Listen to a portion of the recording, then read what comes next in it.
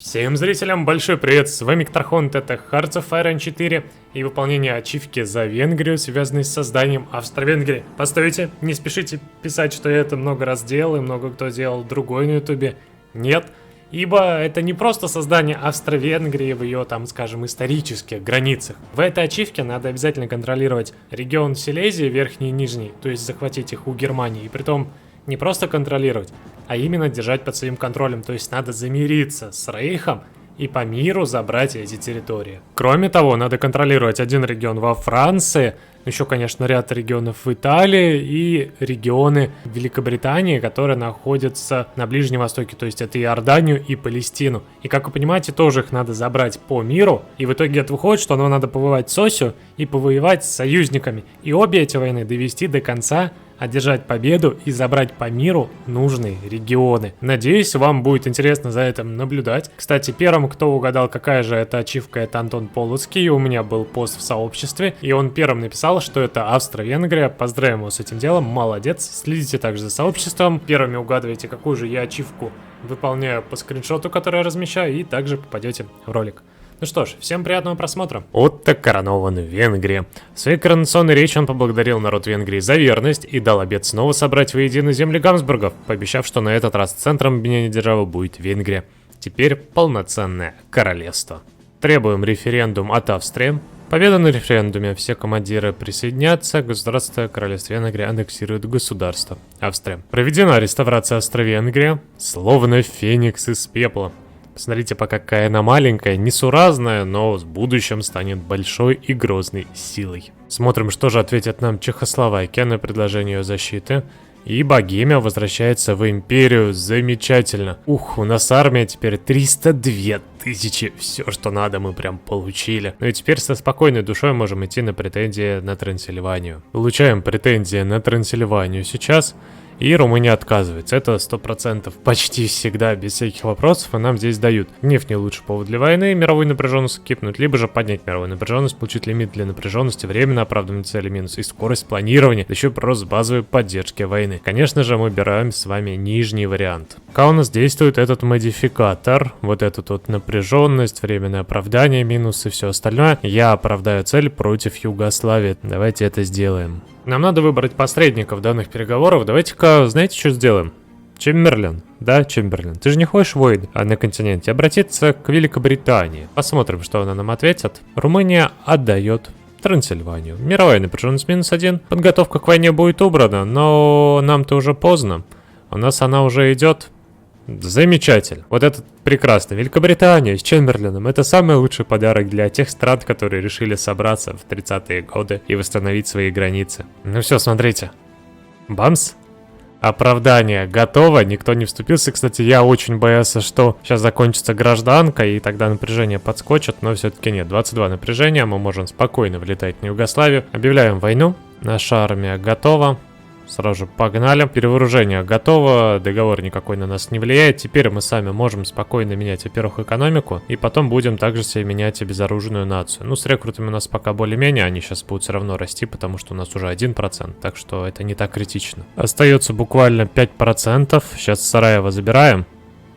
Нет еще? А, да, все, капитуляция. Вот таким вот раскладом мы забираем себе территорию, потому что они считаются нашими национальными. Из этого же мы сейчас себе наделаем марионеток. И у нас теперь появляется решение включить империю в состав. Все наши регионы, которые мы имеем сейчас под своим контролем, будут не просто с претензиями, а станут нашими национальными. Ну и кроме того, мы получим очень много претензий на другие регионы в будущем. Давай. Если говорить по условиям для ачивки, то большую часть мы сами выполнили, но это еще не все. Нам надо владеть достаточно большим территорией Италии, Третьего Рейха, также надо Иорданию и Палестину забрать. Оправдываем захват региона против Кракова, ну и точнее за Краков против Польши. Мне кажется, эта система мне немножко врет. Всего людских ресурсов 689 тысяч, 0 доступных. 480 тысяч в армии, а где еще 209 тысяч пропали, а? Объявляем войну. Так, наши войска сразу же решили в атаку пойти. Ну окей, поубивайтесь. Так, Рейх шлет добровольцев. Да и в целом, я думаю, он будет к нам неплохо относиться. Если так подумать, да? Ладно, найдем к нему какой-нибудь подход. Советский Союз тоже шлет добровольцев. В итоге стоим в обороне, враг убивается, 400 тысяч потерял против 100 тысяч наших. Это на самом деле много, но у Польши вроде как рекрутов почти нема. У французов тоже особых нету, у ВБ, конечно, тоже не так уж и много. Мы пока держимся. Да. Коротко о том, какой я внимательный. Я что-то не доглядел, как у меня здесь отобрали территорию. Мы здесь окружили очень много вражеских дивизий. Сейчас их здесь спокойно добьем как раз таки. Ну и по потерям 1,5 миллиона против 272 тысяч. Третий рейх требует Судетскую область. Нет, не отдадим. Рейх пока на нас вроде не нападает, но у нас, знаете ли, такая круговая оборона. Третий рейх объявляет войну советскому. 16 июня 1939 года. Третий рейх объявляет войну Советскому Союзу. Ух! Я просто не понимаю, как они будут воевать на самом деле, но, видимо, знаешь, неважно. Даже миллиона рекрутов у Рейха еще нет. Я не понимаю, они как-то будут воевать. Хорошо. Третий Рейх объявил войну. Ну, пока вроде как держимся. О, Советский Союз предлагает нам вступить в альянс? Да, Советский Союз, давай. Я согласен. Призвать к оружию германо-венгерское. Погнали. Наконец-таки мы объединились с Советским Союзом. Сейчас станет реально попроще, потому что нам он начнет помогать, а то мы здесь уже не во всех местах, знаете ли, так держимся. Падение Ленинграда. Советский Союз молодец, Ленинград оборонять не надо, пускай немцы его уронят, конечно. Что ж, самое тяжелое закончено, мы продавили почти нормально Польшу, соединились с Советским Союзом, он здесь вроде справляется, мне пришлось одну армию вот эту вот обученную увезти сюда, сдерживать, потому что Италия начала развивать наступление в Югославии. Здесь вообще одна перешеек такой в одну бровку, это очень опасно. Здесь атак, к счастью, нету, потому что здесь у нас и это есть, и оборона, и укрепления хорошие. Но особенно здесь еще, если по стройкам посмотреть, есть такая прекрасная вещь, как ПВОшки, так что здесь проблем нету. Начались бои за Варшаву, которые ведем вроде как, да? Да, отличная капитуляция Варшавы. Конечно, капитуляция Польши после этого не будет, потому что до этого еще достаточно долго, 700 тысяч потерь. Жесть просто. Но это вот эти вот атаки Италии, здесь с ВБ просто... Офигеть, как меня заставили понервничать. Отлично. Третий рейх. Данциг или война? Ну что, ждем, что ответит Польша. Мне кажется, она должна отвергает. Да, замечательно. Третий рейх, давай. Война с союзниками. Да! Замечательно просто. Все. А как же Франция? А, смотри, что случилось-то. Бои начались. Да, ВБ тут немало территорий сейчас отобрала, потому что она тут была на его границах. Что творит Третий Рейх? Смотри, просто отводит дивизии. А зачем, я не понимаю, конечно. Но у него, видимо, ситуация с Данцигом не очень хорошая, поэтому... Правда, Франция, смотри, какая умелая. Не вступается в войну такая. Не-не-не, я на это не подписывалась, да, типа. Смотрите, что я делаю. О, да! Небольшой окруженец. Чистили мы итальянский регион, наконец-таки. Потери 3 миллиона здесь. Почти миллион здесь, и у нас 900 тысяч. На самом деле, да, много потеряли, в том числе, видите, об Италию, об Польшу, но вроде пока живо. Капитуляция Польши. Ух, как здесь красиво-то вышло, смотри. Ну что, выдавливаем Третий Рейх с Кёнигсберга. 75-25 вклад. Нормально. Начинаем атаку на немцев. Смотрите-ка. Далеко не все регионы, но все-таки давим. И это хорошо, потому что прессинг здесь, прессинг там. Третий Рейх долго не простоит. Это было немножко неожиданным ударом, но легионерская Румыния решила вступиться в войну против нас. Что ж, у нас тут, смотри, какое подбрюшье открыто приятное, да? Третий Рейх, конечно, Нидерланды почти продавил, но так-то у него ничего не выходит. Начинаем атаку на Румынию. Вроде бы здесь... Вот тут, кстати, хорошо. Здесь все зелено так. Тут еще советские войска активно помогают.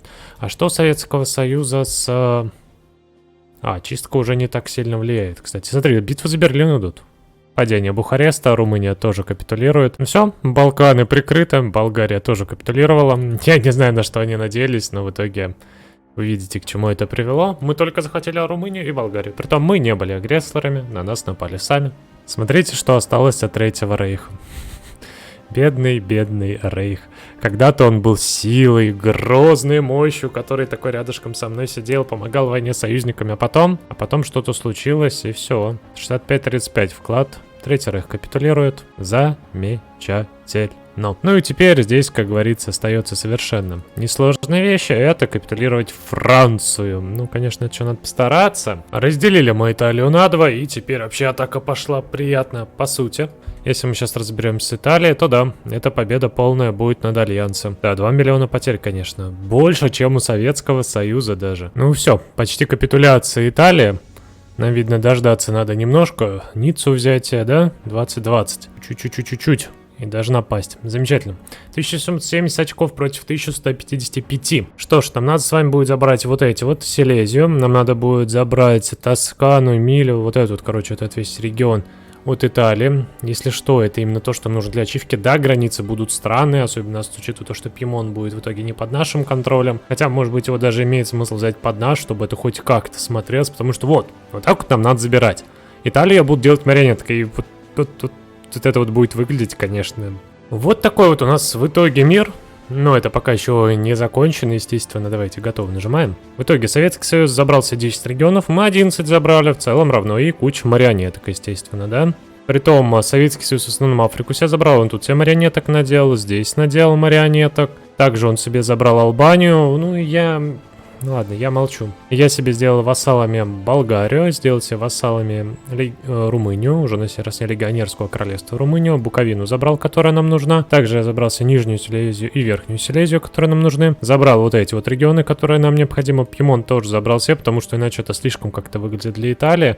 Если что, это все нужно, это не мое желание, вот, смотреть. Верхняя, Нижняя Силезия, Тоскана нужна, Ломбардия нужна, Эмилия-Романья нужна. Нам еще осталась Иордания, Палестина и Франш-Конте. И знаете, где находится Франш-Конте? Это вот это вот. Вот эту вот территорию нам надо каким-то волшебным образом просто взять под свой контроль и захватить. Без вопросов как, зачем, почему. Просто взять и сделать. Кстати, у нас вассал Германской империи, и я думаю, может быть, и даже вот тут региончики поддаем вот эти вот и сделаем чем-то пародию на Германскую империю. Ленд-лиз от Штатов принимаем. Я даже, наверное, думаю, знаете что, можем улучшить отношения с ним. И попытаться, чтобы он подольше к нам не вступал. Отлично, смотрите, нам удалось взять Мажино. Ну как взять? Обойти его, конечно. Я не знаю, каким образом искусственный интеллект допустил вот это вот, но что случилось, то случилось. Смотрите, как мы красиво с вами сделали, уже битвы за Париж идут. Просто забрали всю основную их оборону. Здесь тоже вроде второй уровень укрепления был, да. Все, Париж пал. 15 июля 41 года. Япония объявляет войну Филиппинам. Ну, сейчас Соединенные Штаты, да, еще в эту войну войдут. Да, замечательно. Падает Брест. Да, Соединенные Штаты к союзникам. Видимо, наша война будет еще очень долгой, ибо еще Штаты придется победить. Жесть. Но Франция почти капитулировала. Одна радость. Все, капитуляция Франции. Ух, сколько мы тут сейчас дивизий-то сможем закрыть с вами, смотрите. Великобритания. 20-28 дивизий. Эх, сейчас бы высадку сделал туда, было бы вообще замечательно. У нашего альянса выходит достаточно топовая авиация. 2000 у Италии, 4 с лишним тысячи у Германской империи. Кстати, люди на портрете одинаковые, да, вы не ошиблись. 2000 у СССР, при этом 4 вроде с лишним тысячи, ну 7 где-то у ВБ, но уже сейчас контролируем один регион. Ничего себе. Ну что, попытаем свое счастье в высадке, да? Десант у нас готов по авиации. Так, а что там? Кто-то преимущество держит? Подождите, давайте глянем даже. Советский Союз, наверное, да? Ой, как мало самолетов-то на самом деле. Ну давай резко сюда перебрасываем. Наши бравые ребятки полетели. Замечательно. Так, троечка сразу же в порт. Сюда тоже высадились. Давай сразу же сюда. Начинает давить, ничего страшного. Выдержим. Выдержим. Главное порт забрать. Красиво. Красиво. Ух, как хорошо-то зашли, смотри. Все, порт забрали. Дальше будет явно проще. Подготовку выключаем. И всем нашим дивизиям теперь надо умудряться просто красиво и хорошо сейчас стоять. Советский Союз сюда каким-то образом свои дивизии привел. Ну-ка, погоди. То есть у него каким-то образом дивизии проплыли и не сдохли. Давай попытаемся тоже это сделать. Я запущу сейчас не самые такие важные для меня дивизии. Я просто не знаю, как он это умудрился. Смотри, его ни одну дивизию не поймали. Вот как? Здесь же... А, вот, там битвы связаны. Понятно все. Ой, как красиво сейчас будет. Операция «Морской лев» в исполнении Австро-Венгрии, как видите, вполне себе имеет право на успех. Я бы даже сказал, идет более-менее гладко. По Лондону... Ну все, по-моему, Британия дальше не удержится. Хотя, смотри, 91, 143 дивизии. Жесть.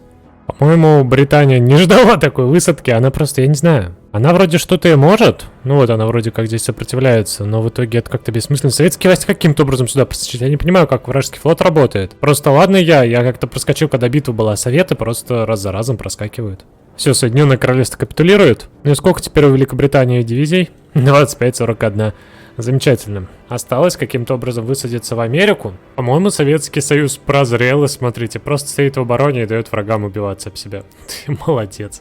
Наш великий Хорти становится командиром пока подлодок, а в будущем чего-нибудь еще ему дадим. Отлично, первые успехи, начинаем топить конвой американцев. Смотрите, какая красота. Здесь у нас превосходство по 6000, здесь мы просто пару подлодок. Хорти наш здесь командует, и мы теперь можем начать высадки. Они очень рискованные, я понимаю, но что поделать. Погнали, первая высадка. Отлично, отправилась. Теперь вторая высадка. Сейчас бы ее, знаешь, проследить, потому что вспомнить бы, куда я ее отправлял. Вот сюда вот. Да, конвои готовы, поплыли. Ну и третья высадка. Тоже поплыла. Все, 30 дивизий наши начинают вторжение. Ну что, наблюдаем за этим делом? Наши 30 дивизий подплывают к Америке. Она еще, наверное, ничего этого не ожидает. А мы уже такие: здрасте, мы здесь в гости приехали, да? Ну как сказать приехали? Приплыли, конечно же. Я не знаю, зачем я сюда высаживаюсь. На самом-то деле, если так хорошо подумать, сюда смысла высаживаться-то особого нету, но просто закрепимся уж. Так, ну и смотрим. Еще 2 высадки в Канаду. Куда и как они пройдут, вопрос хороший. Серьезно? Ха-ха. Ух, ну ты даешь. То есть он даже порты не укрепляет. Хотя это, наверное, логично в том плане, что у него нету дивизии, да и он не думал, что я так пересеку воду и нападу. А я пересек и напал. Ну да, собственно говоря, здесь то же самое, кстати. О, смотри, контратаки пошли. Притом неплохие. Здесь все-таки еще пока у меня мало войск, чтобы так активно хорошо сдерживаться, но в целом стоим пока. Начали наступлением, более-менее где-то продавливаем, где-то нет, но пока все хорошо. Здесь я и так уже свел нашу авиацию. Падение Бостона 7 сентября 43 года. Наша атака вполне себе неплохо идет. Пал Филадельфия, пал Нью-Йорк. Наша атака продолжается. Смотрите, забираем сейчас столицу, Вашингтон. Бамс.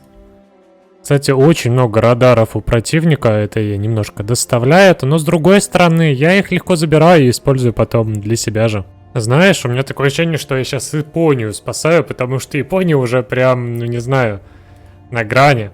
Здесь-то сейчас Советский Союз тоже неплохо так подсобляет, потому что немало дивизий, видите, отведено на него. Иначе бы просто Японию сейчас выбили бы с континента, и она такая: я капитулирую, и все. Смотрите, уже сколько дивизий воюет на американском фронте. И да, они очень хорошие. Здесь смотрите на шаблон. Это 7 пехоты и 2 арты. Доктрина, если что, 2 по счету. И вот это вот самое идеалити. Они, конечно, очень страдают от снабжения, но просто посмотрите на вот это вот шаблон. Смотрите, Советский Союз какой молодец. Индию давит, красавец. Если что, Индия уже капитулировала, осталось капитулировать только США. И все, победа за нами, вклад 42 у нас, 26 у Советского Союза. Я там американцев почти убиваю, а они тут свои дивизии высадки пытаются сделать во Францию.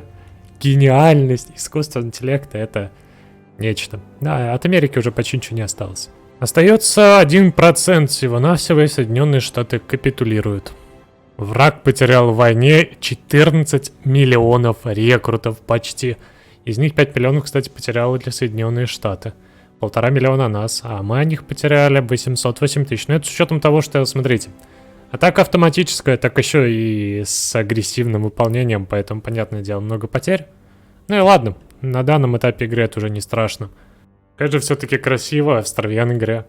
Да и красивый альянс Коминтерна. Все. 4800 тысяч у нас, 2900 у Японии и 2700 у Советского Союза. Мы просто сейчас будем пилить все, что только можно. Смотрим на это дело. Нам должны сейчас ачивочку засчитать. Давай. Мир просто очень сильно поделен, очень много всего где забрано. Сейчас расчеты сложные игры идут, она явно будет тормозить. И отлично. Хорти. Все. Гамбургский принц, смотрите. Наше достижение готово. Австро-Венгрия забрала 49 регионов, Германская империя 17, Япония 23, Советский Союз 20 и кучу, короче, марионеток. Ну, посмотрите просто на альянс Коминтерна. Да, вот это просто силища. Пришлось забрать себе Индию, потому что ее иначе бы съела Япония, я этого не очень хотел. Здесь у Германии, смотрите, колонии в Филиппинах появились.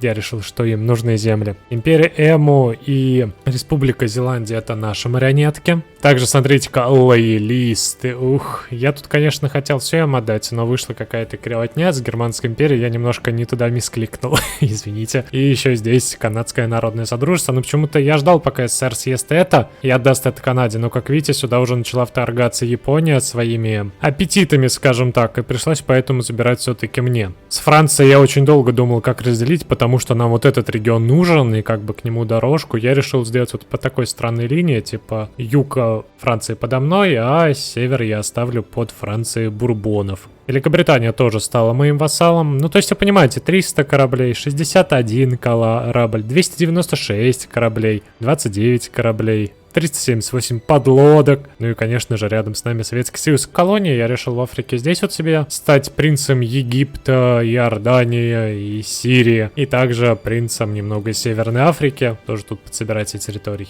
Ну так, видите, достаточно красивая Африка, очень много мелких стран. Советы постарались, реально сделали себе кучу просто миноров. Ну и, конечно же, меня радует новая Могольская империя.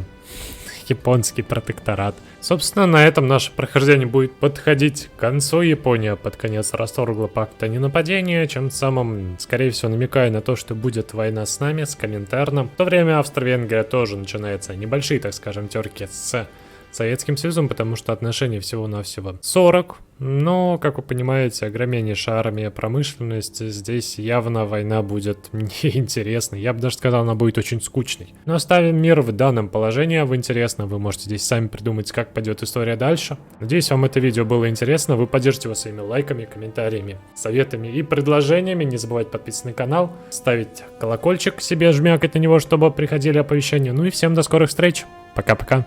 Я и не россиянин, и не швед, и не украинец. Я австро-венгр, я австро-венгр!